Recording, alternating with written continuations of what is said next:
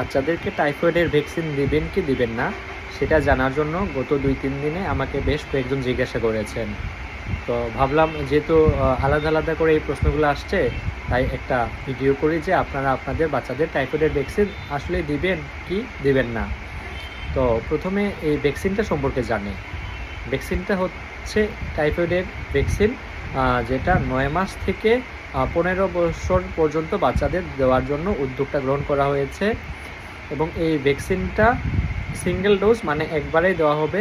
এবং এই ভ্যাকসিনটা একবার দেওয়া হলে 3 থেকে 7 বছর পর্যন্ত আপনার বাচ্চার টাইফয়েডের সুরক্ষা নিশ্চিত করার চেষ্টা করবে।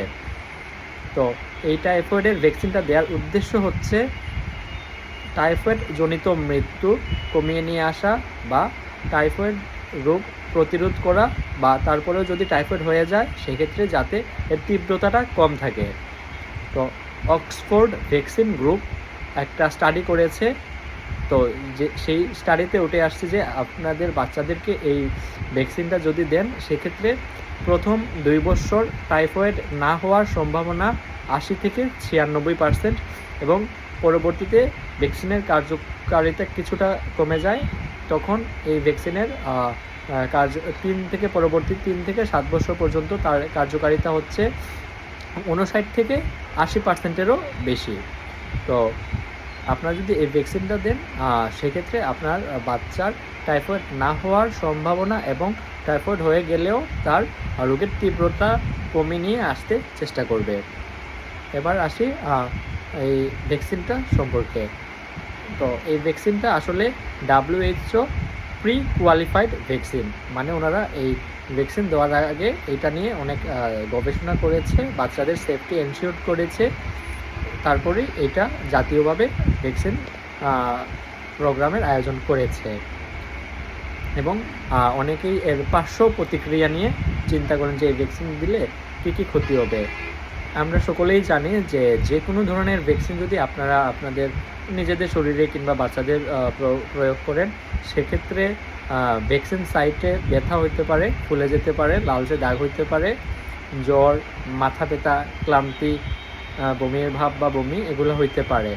তো এইটা হচ্ছে যে কোনো ভ্যাকসিনের বেলায় যেমন প্রযোজ্য, টাইফয়েডের ভ্যাকসিনের বেলাও একইভাবেই প্রযোজ্য। তো এটা কোনো মেজর বা ভাইটাল কোনো কিছু হওয়ার সম্ভাবনা খুবই কম। তবে অনেকেই একটু ভয় পায়, বা আমাকে যে 2-1 জন জিজ্ঞাসা করেছে তার মধ্যে 1-2 জন বলেছে যে কোথাও নাকি 2-1 জন অসুস্থ হয়ে গিয়েছে।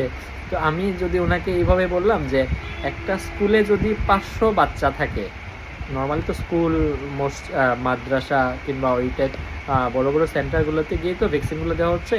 তো একটা স্কুলে যদি 500 বাচ্চা থাকে, তো একটা বাচ্চা যদি একটু অসুস্থ হয়, জ্বর আসে বা গা ব্যথা হয় বা একটু অসুস্থ হয়, তো এটা কত পার্সেন্ট হইলো? অনেক কম। তো এই একটু সাইড এফেক্টের জন্য কি আপনি আপনার বাচ্চার দীর্ঘমেয়াদী যে অসুখটা সারিয়ে তুলতে পারে সেই ভ্যাকসিনটা দিবেন না। এটা অবশ্যই আমি বলবো ভ্যাকসিনটা দেওয়া উচিত আপনার বাচ্চার সুস্থতার জন্য। এবং এর পাশাপাশি আরেকটা হচ্ছে এই ভ্যাকসিনটা মানে আপনাদের জানিয়ে রাখা উচিত, নর্মালি যদি আপনারা দেশের বাজার থেকে এই ধরনের ভ্যাকসিন কিনতে যান সেক্ষেত্রে প্রতিটা ভায়ালের দাম 2500 থেকে 3200 টাকা পর্যন্ত লাগতে পারে, এবং সেই ভ্যাকসিনটা সরকার আমাদেরকে বিনামূল্যে দিচ্ছে। এবং পাশাপাশি হচ্ছে আমাদের সুরক্ষা নিশ্চিত করছে ওনাদের কোল্ড চেইন মেনটেনের মাধ্যমে। তো সেই ক্ষেত্রে আমার রিকোয়েস্ট থাকবে সবার প্রতি, যদি সম্ভব হয় সবাই আপনারা আপনাদের বাচ্চাদের এই টাইফয়েড ভ্যাকসিন প্রদানে সহায়তা করবেন এবং প্রদান করবেন। ধন্যবাদ সবাইকে।